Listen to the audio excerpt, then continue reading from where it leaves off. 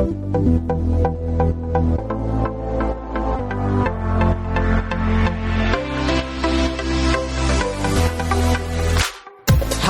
and welcome back to the Soccer Brothers Podcast. This is episode number 31. I'm your host, Sahil. As always, I'm joined by my brother, Nihal.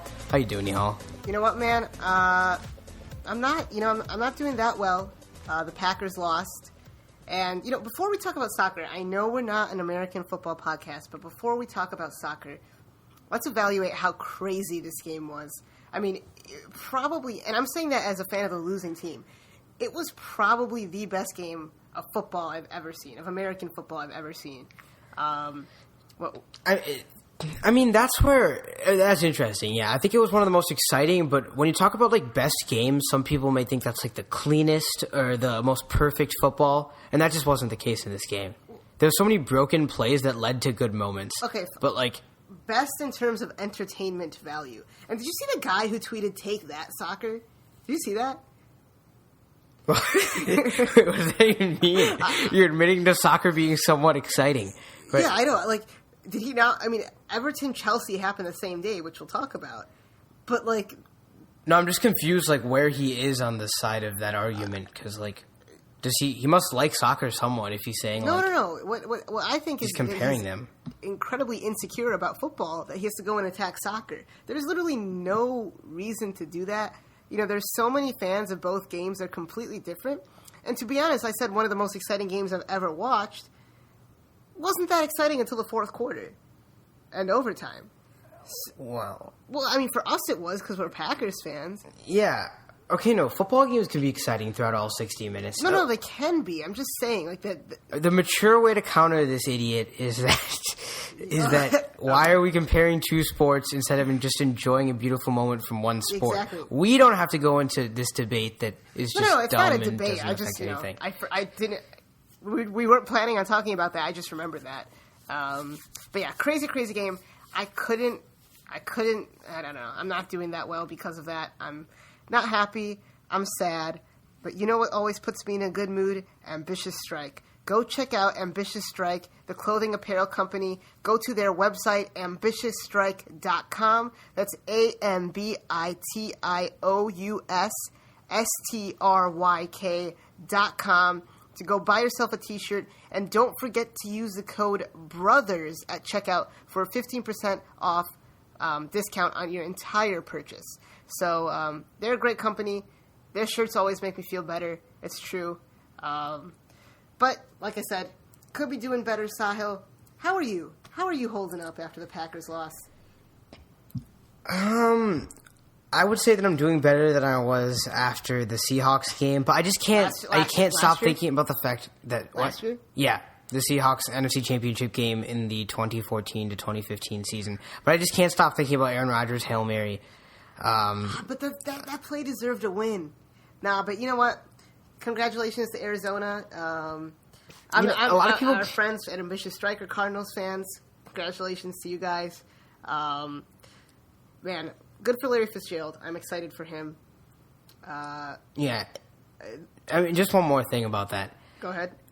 Fellow Packers fans, do not blame the playoff overtime rules for this loss. No, okay. I just don't think that's... Don't blame the rules for this loss because we had a chance to stop them, but I believe the rules need to be changed because... Well, Nihal... No, because... Doesn't the... No, go ahead. Didn't we have somewhat of an advantage as well because in order to win the game, you only have to score a field goal instead of a touchdown? Right, but... no, because Arizona's the number one offense in the league. Okay, well, yeah, but they can't change the rules around matchup. No, I know, but what I'm saying is the argument that I see for keeping the rules the same is that the defense should have covered Larry Fitzgerald. While that is true, you can't say that the Packers wouldn't have had a similar play or wouldn't have had a 60-yard... maybe Jeff Janis breaks free. So that's 2 years in a row as Packers fans that we have gone into overtime games and Aaron Rodgers hasn't gotten the ball. It's frustrating when you have one of the best quarterbacks in the history of the game and he doesn't get a chance to lead his team to victory because of a coin toss. Now, Arizona deserved to win. They are the better team. It was a close game. They probably were the better team. we got into overtime because of a Hail Mary. Packers defense messed up, but this is not only a Packers thing. That it's not fair. It doesn't make sense to me that your defense is on the field. Yes, your defense is on the field, but what if both teams have terrible defenses? That means whoever gets the ball first is going to win in that situation. Not both teams had good defenses last night, but Yeah, no. I mean, we're spending way too much time on this. Yeah, but I think in conclusion, like, if you change it so that both teams get the ball, there's no real disadvantage. I mean, it's just like, yeah, I mean, there's no issue with that. I don't see what there is to complain about that. Exactly. Especially in the postseason, where like you don't have to worry as much about flights and stamina and travel and stuff. Yeah. All right.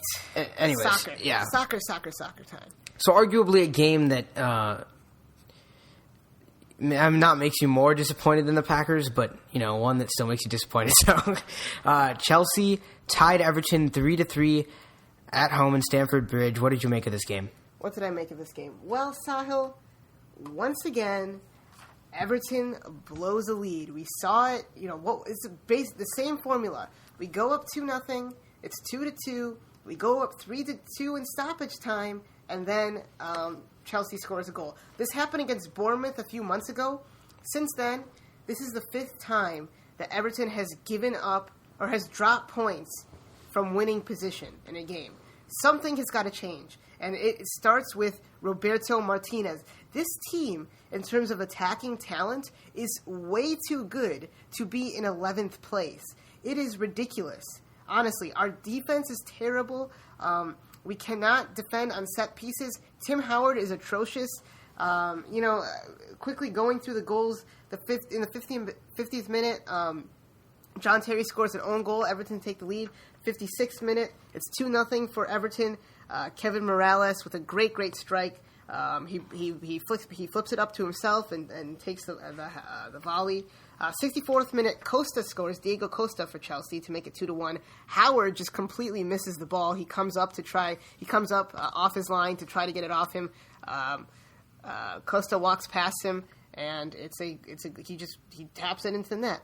66th minute, 2 minutes later, Fabregas scores a deflected goal. Not really anyone's fault, but the defending was shaky. 90th minute, Roberto Funes Mori scores. You think you're good. Then there's 7 minutes of stoppage time. And then in the 99th minute, John Terry scores an offside goal. So there's that. It was an offside goal, which makes me very, very angry because he was clearly offside. Do not know what the marksman was thinking. Furthermore, just to rub salt in the wound, Funes Mori, when he scored, he went into the crowd and was booked. John Terry celebrates in the crowd. He's not booked. So, you know what? Chelsea's going to Chelsea. It was an offside goal, which is BS in the first place. But this is a very, very worrying trend for any Everton fan out there. It's something we saw with Wigan Athletic a few years ago. And when they went down, remember, they won the FA Cup, right? They won the FA Cup. We're in the semifinals of the Capital One Cup. I'm not saying we're going down because that's not going to happen. But, you know, it's just very... yes, it would be great if we get a trophy this year. I would be ecstatic. But 11th place, when you have players like Romelu Lukaku, John Stones, Gerard Deulofeu, Ross Barkley, did I say Barkley already? Kevin Morales, these players who are wonderful players were scoring goals. It speaks in the stats. I mean, Everton has the second most goals in the Premier League. I mean, they're tied for second with Leicester City. But, I mean, to put that in perspective, I mean, they've scored more goals than Tottenham, Arsenal, United. But it's just conceding those 32 goals. 32 goals conceded. Yeah, 39 goals scored, by the way, if I didn't say that before, which is tied for second. But, 32 goals is a lot more than the teams that you're seeing in those Europa League spots. And if that's the goal that Everton's trying to achieve, you can't concede that many goals. Yeah, I mean, you look at the teams. You look at these teams. Everton is, like you said, Everton's conceding way more goals. It's just a worrying trend. It's a very, very worrying trend, and I hope Martinez figures it out. Yeah, all right. Moving on in the Premier League, we saw Liverpool play United in Anfield. Lost 0-1. Wayne Rooney is the difference maker in the 78th minute. Yeah, a great strike. Marouane Fellaini off the short corner, a cross in. Marouane Fellaini hits the crossbar with his header, and then a magnificent half volley by Wayne Rooney. And Rooney scoring now 3 goals in the last 2 games. Not a very exciting match, but David De Gea was absolutely fantastic. Emre Can had a great opportunity to take the lead late in the match, and he just had an amazing save. He's incredible to watch, and that's one of the reasons why I would watch United this season, David De Gea. Other than that, not a very, very exciting match. Well, you have the fact that Wayne Rooney broke the record for most goals for a single club in the Premier League. Right. Which is awesome. I really like Wayne Rooney. I don't know, something about him. Just that whole... He just represents what United wants to be, Yeah. He does. And, I hope he comes back to Everton. I hope that's in the cards. So, I don't know. But like I was saying, not a whole lot in this match. The good thing for Liverpool is that Roberto Firmino in the last 2 games has become this lively attacker that they wanted him to be. And that's very exciting for them. Yeah. All right, moving over to Italy, we saw Milan beat Fiorentina 2-0 at home in the San Siro. Bakan Boateng with the scores. Yeah, Baka scores in the 4th minute. A great run, gets the pass, and then cuts onto his right foot, beats the defender, and slots it home. Great goal by him, and he's been a great buy for Milan. Yeah, Tomovic had no chance marking him. Baka, great run, great moves. Yeah. That was awesome. And then Boateng dribbles it past the keeper in the 88th minute to put it away. A very, very chippy game. 40 fouls between the teams. 6 cards between the teams. Fiorentina had 69% of the possession and 10 shots. Milan had 5 total shots, and 31% of the possession. And they were able to come away with the win. Some great counterattacking goals. Starting in their own half, 2 passes and the players are in and they scored. So good for Milan. Fiorentina, man, we thought they were gonna a few weeks ago. It was looking like they could be real contenders for the league title. I don't know about that anymore. Yeah, it was a tough loss for them. They would have maintained that Champions League playoff spot, but no, Inter Milan stays 2 points ahead. They would have maintained that if they won the game. Right. Tough loss for them. They're now 6 points behind league-leading Napoli. So. Yeah, we'll talk more about the table forwards. Moving on in Serie A, we've got Roma tying Verona 1-1. So I guess I'll just take this. So the news before the game was that Rudy Garcia, head coach of AS Roma, our manager, was fired and replaced by Luciano Spalletti, a manager who coached Roma from 2005 to 2009, then moved to Zenit and hasn't coached for the past year and a half or so. Supposed to be more tactically aware of what's going on and supposed to be, beloved by the fans, so a lot of people were excited. Obviously, he's only had 3 training sessions, so you can kind of understand the result, but going into the game, Nihal scored early off a De Rossi assist. He backheeled it. It was a great pass. De Rossi looked really good at the beginning of this game, then he just dropped off in the second half. He looked a lot better than normal. And Nihal playing in a different role. He played in that number 10 role. Spalletti started off in a 4-2-3-1, so it was interesting to see Pjanic and De Rossi playing those holding midfielders, and Nihal playing attacking midfielder. Usually, I've never seen that before. It's interesting that Pjanic, probably considered the more attacking and creative player, playing behind Nihal. Yeah, I think part of that is, there's so much lateral movement by Pjanic. He doesn't want to get forward as much as his role set in the 4-3-3, so now it allows him to do what he was doing before, basically. Yeah. And then Pizzini late in the game, I think this around the 70th minute, converted a penalty that was drawn by Leandro Castan, and I don't know. What do you think? Castan, you and all the Roma fans were really excited to get him back. Hasn't been playing that well. Is it, you think Manolas and Rudiger should be the starters? No. Oh, well, I think it's just a matter of Castan's fitness. Rudy Garcia did play Castan, I think a month ago, but then he just held off on it because he didn't think he was fit enough. And then Spalletti comes in and says he is fit, I'm going to start him. And I don't think anyone in this back line is solid defensively except for Kostas Manolis. So I think I want some new defenders coming in this January, but I don't know. They'll have to figure out the chemistry. I know that Castan is the talent. They need a fullback. They need a right back. Torcidas just isn't getting the job done. So final thing, we won't talk about Roma that much more. But what are the differences in style, in morale that you saw with this team? Because, I mean, Rudy Garcia, it's a whole lot of passing and not a whole lot of attacking. You know, they controlled matches, but they wouldn't get opportunities.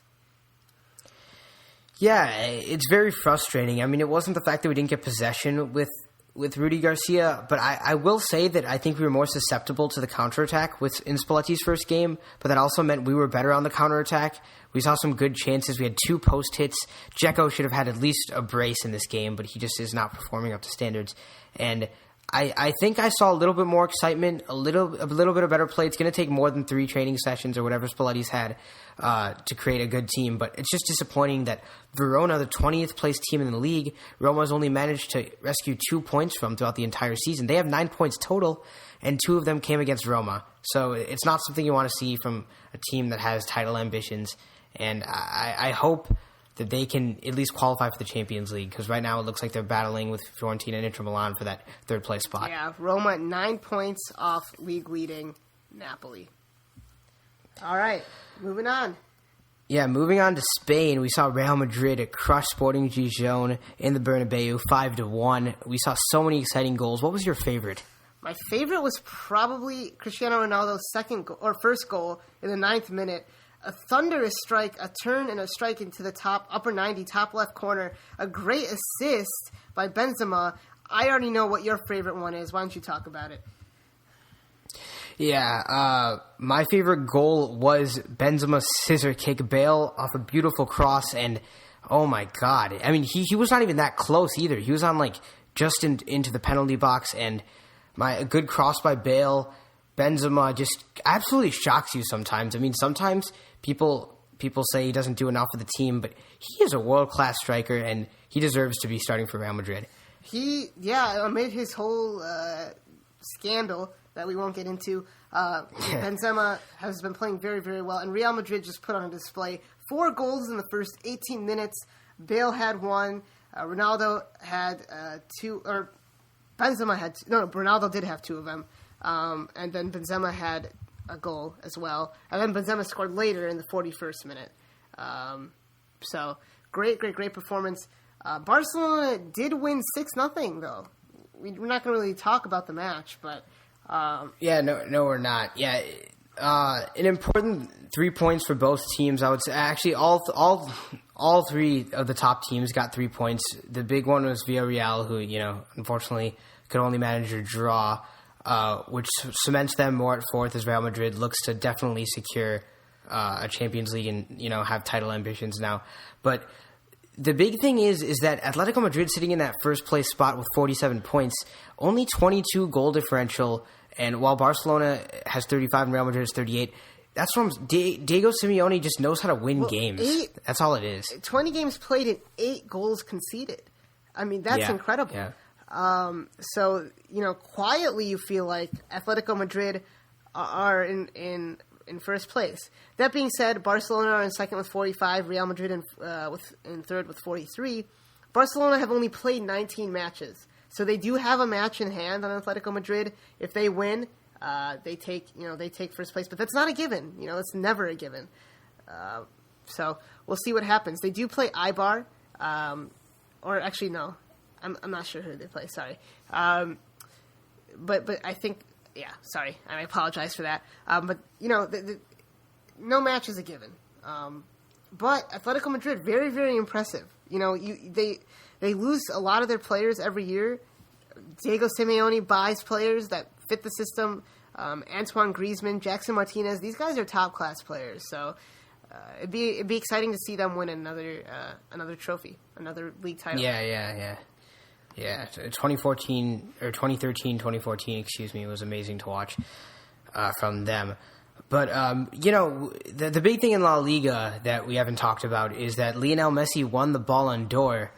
Obviously, I mean, I think we can both agree that he deserved it, but just, I don't know. What can you say? I mean, Messi's done everything he can do. Except for win a World Cup. Well, he said he'd trade in all 5 for one World Cup. Which, yeah. Did you see Ronaldo's face? He was so disappointed. It was really funny. He was really salty. But Ronaldo finished second, Neymar finished third, and Robert Lewandowski in 4th place, interestingly enough. Deservingly so. Yeah.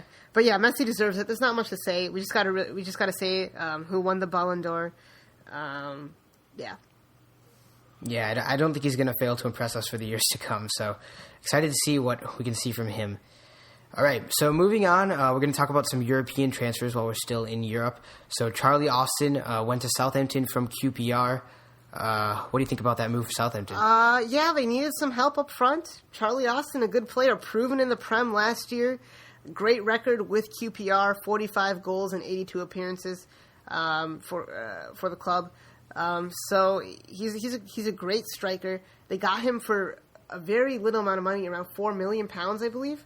And I know Everton were sniffing around for him in the summer, last summer, and his asking price was anywhere between 10 and 17 million. So a great deal for Charlie Austin. Excited to see what he can do back in the Premier League.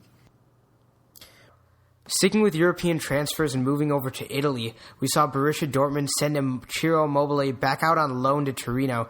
He already scored a goal against Frosinone, and I think he's exactly what they need. He helps players like Maxi Lopez and Daniele Baselli focus more on the midfield than the attack, and I think that's going to turn them from an 11th place side into a Europa League side.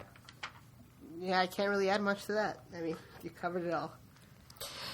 All right, let's go over to the MLS portion of the podcast. We're going to start off with the MLS Draft, which we missed. So I'm just going to list the top 5 picks, and you have something to say about each one. We didn't miss. We just haven't had an episode since then. Yeah, we haven't had an episode. Are you ready? Yeah, I'm ready. All right, Jack Harrison, midfielder, was drafted by Chicago Fire, but then was traded to NYCFC shortly after. He's an Englishman, and he was drafted out of Wake Forest. Yeah, he's an exciting player. He's the youngest player in the draft, so we'll see if he can transition well. I think he'll be able to. He's a very, very creative player. He can play attacking midfield. He can also play as a forward. It's interesting to me that NYCFC was willing to trade for him, considering they have players like Tommy McNamara, Patrick Mullins, David Villa, and then at attacking midfield, they have Poku, Diskerud, and Lampard. I don't know where he's going to fit in. Maybe play outside midfield. That's something that they were sort of lacking. I don't really know where he's going to fit in. But Chicago drafted him. We're able to trade him for the 4th pick in the draft. NYC traded the 4th pick in the draft for Harrison and traded some money, as you said. But I'm excited to see this guy play. Hopefully, yeah. So am I. He was a Manchester United youth product. So just more proof of the English romanticism in the United States, as you once put it. Well, I don't. That's not the same thing. But fair enough. Well, yeah. No, I was kidding. Yeah, I know you were.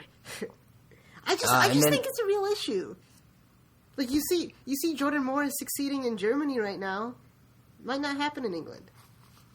Yeah, I definitely agree. And I mean, that's going to be a running theme that we talk about. But, okay. There's not really a place to apply right now. Okay.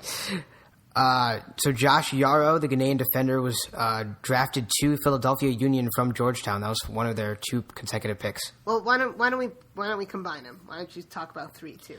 All right, and then their next pick was American defender Keegan Rosenberry, also from Georgetown. Yeah, well, these 2 are teammates. I believe Yarrow is eligible for the U.S. He does have citizenship, I believe. So we'll see if he suits up for the U.S. national team at some point. But yeah, Philadelphia traded for the number 2 pick in the draft. They traded with Colorado. Draft Josh Yarrow. A lot of people expected him to maybe go first overall. Yeah, so he's a very physical defender. He's smart. He can play out of the back. He played center back for most of his career, but he is only 5'11". Now, we've seen that criticism before, and we've seen a player like Andrew Farrell. We've seen that with him a couple years ago, where he started off in the league as right back. People thought he was too small to play center back, but then this year and last year they started playing him as center back and it succeeded. I think Josh Yarrow can be a similar type of player. I think that's where that's where he's best placed. Although some people think he might play fullback, but they also did draft Rosenberry, as you said. Keegan Rosenberry is a fullback, teammates with Josh Yarrow at Georgetown, so they'll already have a good rapport with each other. They have some chemistry. It'll be interesting to see if that right side of the defense is more solidified, because that's what Philadelphia Union needed. They needed some defensive solidification. They also lost a lot of players in trade this offseason. We'll see. There's definitely another rebuilding year, in my opinion. I don't think we should expect much from them. Josh Yarrow, good pick. However, Keegan Rosenberry, interesting pick. I believe they went with chemistry with Yarrow more so than talent, because why don't we talk about the fourth pick in the draft, Sahil? Yeah, Brandon Vincent, American defender, was drafted to Chicago out of Stanford University. Yeah, so Chicago got the fourth pick from NYCFC for Jack Harrison. He's a left back. Rosenberry, I believe, can play either side of defense. I bet you we'll see some comparison, because Vincent, by all accounts, is the better player. He's obviously been called into the U.S. national team. He apparently killed it at the combine, and he's been a very, very reliable player for Stanford. I think he was the best player in the draft, and I know I'm not alone in that thought. So I'm excited to see him. Chicago definitely needed some defense, some help in the defense. One of the worst in the league for sure last year, the worst in the league. Remember, Drogba just in his first match, I believe, had a hat trick against Chicago, or in one of his first matches. So they had Jeff Laurentowicz, historically a defensive midfielder, playing center back last year. So they definitely needed some help. Brandon Vincent, I'm very, very excited to see him going forward. But like what I was trying to get at is it'll be interesting to see the development of Rosenberry and Vincent, because we know they will be compared to each other, because a lot of people think that Philadelphia should have gone with Vincent instead of Rosenberry. Yeah, definitely. It'll be interesting. Understandable comparisons to draw, being American. Omar Holness, Jamaican midfielder, was drafted to RSL from North Carolina. I think this is a great pick for RSL, right around that 5 area where a lot of people thought he would be drafted. A very, very good box-to-box midfielder, and if RSL is going to stick with that 4-3-3, he's perfect. I think he can be a starter in this league right away. He's got great instincts. He's very good on the ball. I'm excited to see him going forward. His hero, his idol, is Landon Donovan. Did you know that? No, I did not. So not a player like Landon Donovan. Of course, RSL lost Luis Gil in the midfield. Luke Mulholland's playing there. Good player, not great. Hopefully, Holness can turn it into that type of player. All right, yeah. If you have any more questions about the draft, I know we didn't cover it that much, you can email us at soccerbrotherspodcast@gmail.com. Yeah, definitely. Good plug. Because we were willing to talk more about it. We just don't, have all the time. Yeah. All right, so a lot of stuff happened in between. Like, there's midweek fixtures. It was just crazy. Yeah. So moving on to MLS transfers. I just want to talk about Portland first, man. They have brought in a lot of good players. Jack McInerney, Zarek Valentine, Grabavoy are all Portland players now confirmed. So, starting off with Jack McInerney from the Columbus Crew, what do you think that he can bring to Portland? Well, they do have Fernando Adi, but in late game situations, they did lose Maximiliano Urruti, so they need a backup striker. In late game situations, Jack Mack can come on. If they have a couple of games in a row, he can be a starter. And he's a good striker. We know that. He's a proven striker in this league, a great second option, and I'm excited to see what he can do for Portland.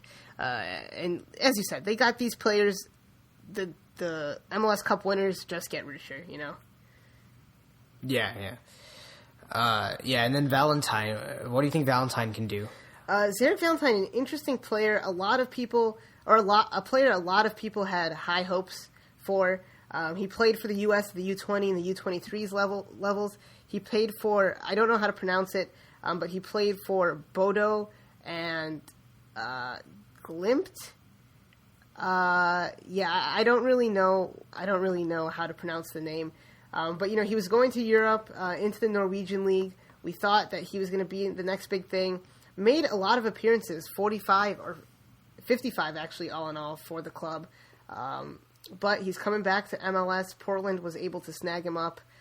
Formerly played for Chivas USA and Montreal Impact as well in the league. Yeah, Jack McInerney and Valentine, fairly young players. Yeah. So we saw Portland mixing it up because they decided to go with some veteran experience in Grabavoy, the 32-year-old midfielder. Yeah, look, we know what Ned Grabavoy can do in this league. And coming from NYCFC, he only spent one season there, but he can be a big part of Portland's success going forward. They have a great midfield right now, and it just got better. It got deeper. Moving on to the probably second favorite to win the Western Conference next year, LA Galaxy. They acquired Mike McGee, experienced forward. We know he can get the job done. Where do you think he'll fit into the team, though? Mike, that's an interesting question, because they have Giassi Zardes, they have Giovanni Dos Santos, they have Robbie Keane, and some of these younger players like Mendiola, Letjet, Villarreal, players we want to see. Where does Mike McGee fit in this team? I really don't know. They have Gerrard in central midfield. They lost Juninho. There's some transfer rumors we're not going to address that LA Galaxy are sniffing around for some older European midfielders. But it's an interesting question. It's good for. I'm glad he's back in LA. It's very exciting for him to be back there. Signed as a free agent. Anywhere's better than Chicago. Well, yeah, I guess so. He also had a short loan at St. Louis FC. He had one appearance there, but I think that's when he was coming back from injury. Yeah. But I really don't know where he fits into this team. Probably outside midfield, and maybe Zardes plays up top. I think that's a possibility. Yeah, well, excited to see in March how everything's gonna line up for them. Man, 2 months away. We're only 2 weeks away from the U.S.'s next match. It's crazy. Everything's going by so fast. The World Cup's in 2.5 years. I just can't believe that. I don't know. Something's weird about that. So sticking with MLS transfers, we saw Zach Pfeffer transfer to the Union from the Rapids. That's confirmed. This, as you said, was part of the Union getting 2 picks in a row in the second and the third pick in the first round. It was part of that trade. Yeah. As for the player, what do you think he can do? A good young midfield, has played for the U.S. youth national teams. I'm very excited about Zach Pfeffer, and I think Colorado's a place where he can play and get a lot of minutes, and I'm excited to see how he develops. Yeah, only 21 years old. He's got a lot of potential to work from. All right, so other U.S. men's national team news. Bill Hamid's out for a few months, so Sean Johnson was called into January camp to replace him. Oh, man, I know this is going to disappoint you. Yeah, I'm so bummed out about this because I thought Bill Hamid, not only could be moving to Europe in this window, I thought he could take the number 1 goalkeeping spot for the U.S. national team. So very, very disappointing for him. I'm sure he'll come back, and I'm sure he'll be okay. But, Sean Johnson, a good goalkeeper, had a couple of good games this year. A couple of games where he stood on his head. I believe against the Union. That's the one that stands out to me later in the season. Absolute monster. We've seen him before with the U.S. national team. Last time I remember him playing, clearly at least, is in the 2013 Gold Cup against Costa Rica in our third group match when we won 1-0 off a Breck Shea goal in the 82nd minute. Remember, he had that save. He threw it to Landon Donovan. Donovan had that cross into Shea. We win 1-0. So he's a very good goalkeeper. But I'm excited to see some of these other keepers, Bingham and Luis Robles. Yeah. Speaking of young players, we've got 2 young goal scorers, scoring goals in friendly games. First of all, Christian Pulisic for Borussia Dortmund's team. Yeah, Christian Pulisic scoring goals, got called up to the first team earlier in the month, has now been playing a lot in friendlies, been playing on the left wing and in midfield. Very, very exciting player, getting assists, scoring goals. And then the next player, Jordan Morris, sorry to steal your thunder, the trialist with Werder Bremen, didn't score a goal, but had a very, very nifty assist in his first match to Claudio Pizarro. So he was playing with the first team in the friendlies. It'll be interesting to see if he stays with Werder Bremen. It could happen. They seem to like him very, very much. That would be really cool to see Morris and Johansson up top together. Yeah, but But they got other strikers though. It begs the question. Yeah, is it good for them to be competing with each other? Werder Bremen's a relegation side. We'll see what happens. That being said, I don't know if Seattle's the best place for him because they have Dempsey and Martins. So yeah, that's true. That's true as well. Yeah, I'd still like to see him, representing. I don't know. I don't know. Something about him and MLS seems to fit in my mind. Maybe that's not right. I don't know. But well, we'll see. But I think Johansson. I think with all his injury problems and everything, I think we could see an MLS transfer this summer. I just have a feeling about that. Yeah, it's definitely very possible. I wouldn't be surprised. Yeah. So every week now we're going to have a segment where we cover the U.S. men's national team top 5 Americans abroad performances, and my brother is going to break that down for you. Starting at number 5, you got Eric Lehigh. What did Eric Lehigh do? Eric Lehigh, the Nottingham Forest defender, fullback to be specific, started and played 90 minutes in Forest's 3-0 win against Bolton. Bolton, not a very impressive team in the relegation zone, but a very, very good and solid win for Nottingham Forest. Eric Lehigh, a player I feel like U.S. fans are forgetting about. We do have problems at left back. He can play there. He's played there with the U.S. under Bob Bradley. Only 1 cap under Jurgen Klinsmann, I believe, or 1 call-up.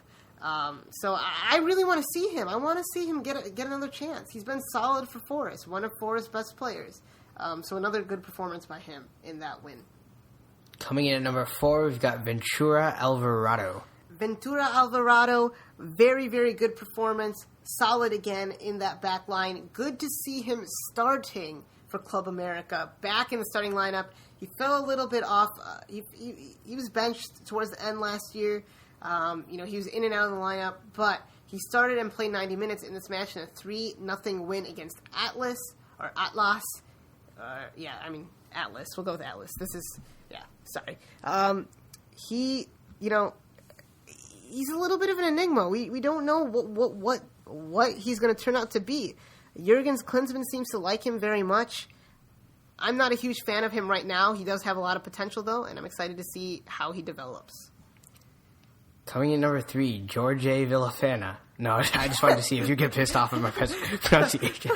Jorge Villafana. What did you think about his performance for Santos? Yeah, of course, Jorge Villafana recently transferred to Santos Laguna. The left back from Portland Timbers, he did play for Portland Timbers, just won MLS Cup. Started and played 90 minutes in Santos Laguna's win versus Jaguares de Chiapas. It's awesome that he goes to Liga MX. I almost said La Liga. He goes to Liga MX, inserts himself into the starting lineup, and is playing 90 minutes. He is a left back. Speaking of left back issues, he is a left back. And if he did not go to Liga MX, I guarantee you he would have been called up to this January camp. Hopefully he gets his chance in March, because I want to see him suit up for the U.S. national team.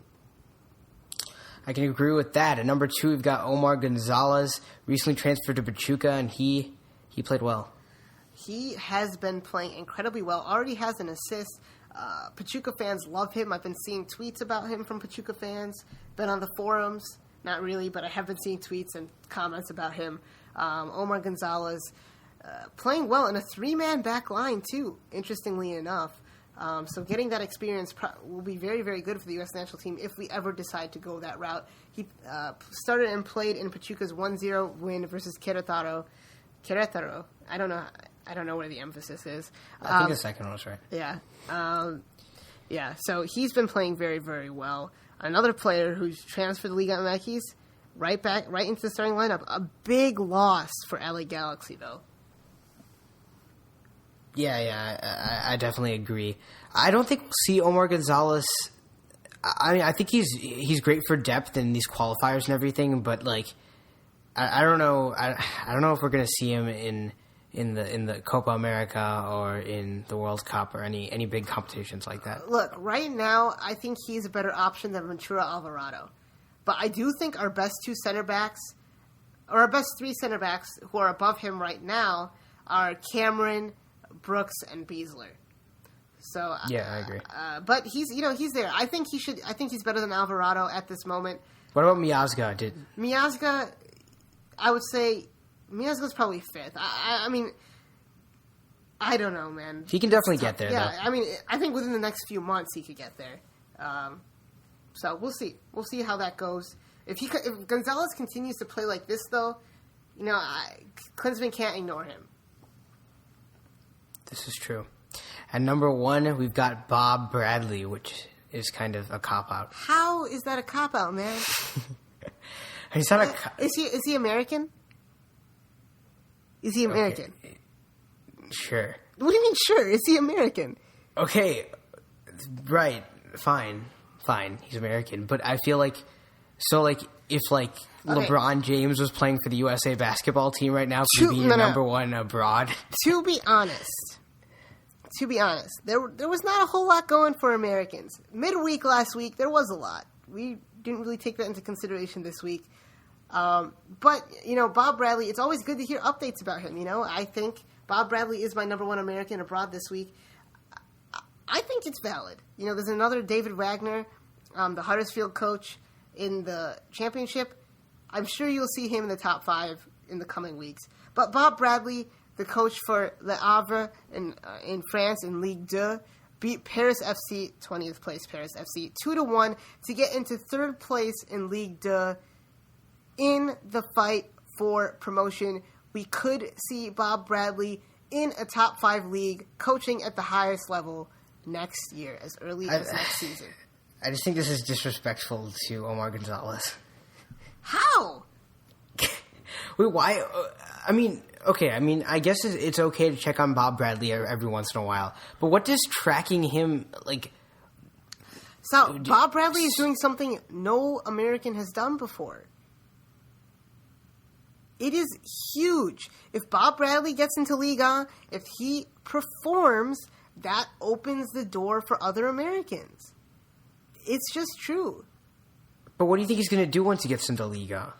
I think he's going to keep him up. Okay. I don't understand your question. It encourages other American coaches. But does that really affect the national team? Not only does it encourage other American coaches, it tells owners and people in Europe that Americans can coach. And David Wagner is doing the same thing at Huddersfield. Completely changed turned that team around.